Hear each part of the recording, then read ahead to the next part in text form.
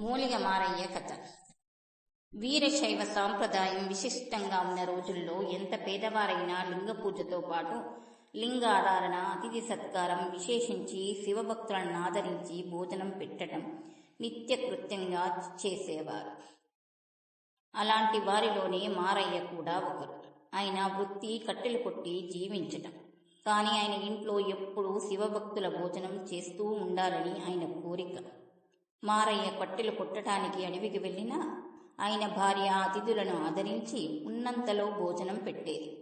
ఒకసారి వారింట్లో కొందరు జంగమ భక్తులు భోజనం చేసి అక్కడి నుండి మరునాడు ప్రసిద్ధ శివభక్తుడైన బసవేశ్వరుని ఇంటికి వెళ్లారు.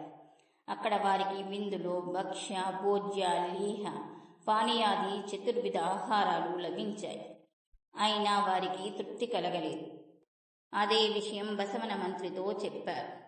మీ ఇంట్లో లభించిన ఈ విందు భోజనం మూలిగ మారయ్య ఇంట్లో తిన్న అంబలి అంత రుచిగా లేదు అని. బసవన మంత్రికి ఆశ్చర్యం వేసింది. షడ్రసోపేతమైన ఈ విందు కన్నా మారయ్య ఇంట్లో అంబలి రుచిగా ఉంటుందంటున్నారు. ఇదేమిటో వెళ్ళి చూడాలనుకున్నాడు. ఒకరోజు బసవన మంత్రి నిరపేద జంగమ భక్తుడి వేషంలో మారయ్య ఇంటికి వెళ్ళాడు. ఆ సమయంలో మారయ్య అడవికి కట్టెలు తేవటానికి వెళ్ళాడు. అతని భార్య మారువేషంలో ఉన్న బసవేశ్వరుణ్ణి చూసి అతిథి వచ్చారని సకల మర్యాదలు చేసి వంటపై ప్రయత్నం చెయ్యసాగింది. భోజన సమయం ఇంకా కాలేదు గనుక కొంతసేపు అక్కడ వేచి చూసిన బసవేశ్వరునికి ఇంకొక అనుమానం వచ్చింది. అక్కడికి వచ్చిన వారెవరైనా తనని గుర్తుపడితే తనకి తలవంపులను భావించి పూజా మందిరంలో కూర్చొని మారయ్య భార్యని పిలిచాడు. అమ్మా, నా శివపూజ పూర్తయింది. నాకు చాలా ఆకలిగా ఉంది. మహానైవేద్యానికి ఇంకా సమయం ఉంది కదా. నేను వేరే గ్రామం వెళ్ళాలి. తినటానికి ఇంట్లో ఏముంటే అది పెట్టమ్మా. అంబలి అయినా పదసరే అన్నాడు. ఆ సాధ్వి సరేనని ఎంతో భక్తితో అంబలి తీసుకొచ్చి పెట్టింది. అది తిని సంతృప్తుడై బసవేశ్వరుడు తనలో తనే మారయ్యను అనేక విధములా మెచ్చుకున్నాడు. ఇంత పేదరికంలో ఉండి ఇంత భక్తి శ్రద్ధలతో భక్తులనందరినీ ఆదరిస్తున్నాడు. ఈ మారయ్య రెండో విశ్వనాథుడు లాంటివాడే.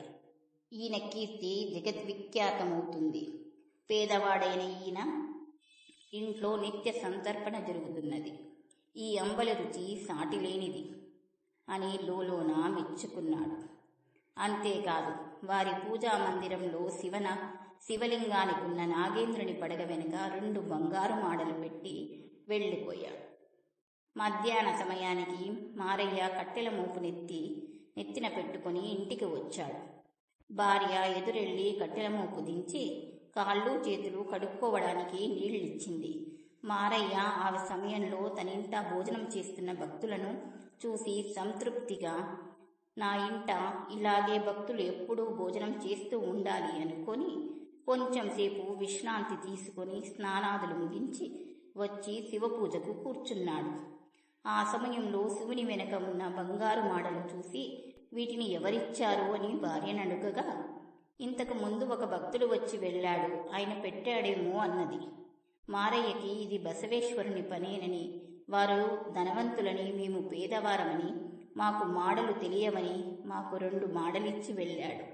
ధనవంతులకు పేదవారి మీద ఇలాంటి దయ ఉండటం మంచిదే కదా అనుకున్నాడు. తను శివునికి చేసిన అభిషేక జలాన్ని తెచ్చి తను తెచ్చిన కట్టెల మోపుపై జల్లాడు. అవన్నీ బంగారు కట్టెలయ్యాయి. వాటిని ఒక్కొక్క దాన్ని 1000 మాడల ఎత్తుగా ముక్కలు చేయించాడు. బసవన మంత్రి ఇచ్చిన 2 మాడలను 2 భక్తులకిచ్చి మిగతా వారందరికీ తను ముక్కలుగా చేయించిన 1000 మాడల ఎత్తు బంగారాన్నిచ్చి పంపించాడు. అక్కడి నుంచి బసవేశ్వరుని దగ్గరకు వెళ్ళిన వారిచ్చిన సమాచారంతో బసవేశ్వరుడు సిగ్గు చెందాడు. తనిచ్చిన మాడలు తెచ్చిన వారి దగ్గర అవి తీసుకొని మిగతా వారితో సమంగా వారికి 1000 మాడలిచ్చి పంపి తను మారయ్య దగ్గరికెళ్ళి ఆయన కాళ్ళ మీద పడ్డాడు.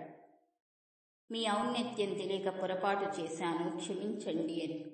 మారయ్య కూడా నువ్వేం తప్పు చేశావని క్షమాపణ అడగటానికి, నువ్వు భాగ్యవంతుడవు, మేము నిర్భాగ్యులం. సహాయం చేయటం సరైన పనే కదా. నువ్వేమీ తప్పు చెయ్యలేదు. నీలాంటి భక్తుడెక్కడా ఉంటాడు? రోజూ నీ దగ్గరకు వచ్చేవారికి ఇలాగే సహాయం చేస్తూ ఉండు. నీ కీర్తి దశ దిశలా వ్యాపిస్తుంది. మాలాంటి వారిని మీతో కలుపుకొని ఆదరించండి చాలు అని అనునయంగా మాట్లాడి పంపించాడు. దీనివలన తెలుసుకోవలసినదేమిటంటే భగవంతుడు పలికేది భక్తికని. సర్వే జనా సుఖినో భవంతు.